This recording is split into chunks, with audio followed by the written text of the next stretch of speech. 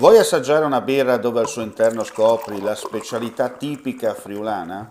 Lumi Beer, il prodotto ricavato in 20 ettari di terreno coltivato orzodistico, biodiversità, performance ambientale.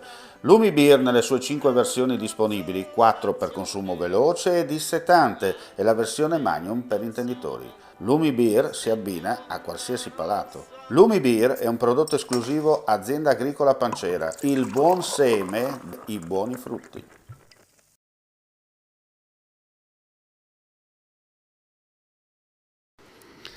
Hanno preso avvio ad inizio dicembre i lavori di riqualificazione di 8 alloggi siti in via Rossetti 21 a Panzano. I lavori ora sono in fase di esecuzione e avranno una durata di 400 giorni.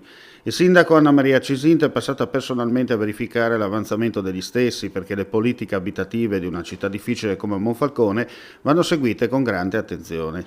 I lavori di riqualificazione valgono quasi 1,5 milioni di euro. Sono previste lavorazioni per l'aumento della sicurezza antisismica, la riqualificazione energetica dell'intero edificio e la garanzia dell'accessibilità alle persone con disabilità. Verranno inoltre demolite tutte le strutture esterne all'edificio e realizzati 8 manufatti accessori da adibire a deposito. Inoltre si prevede la realizzazione di tettoie e copertura di autovetture e bici. Il tutto verrà completato dalla sistemazione dell'area esterna, in parte pavimentata in calcestruzzo e masselli drenanti, ed in parte lasciata come area verde.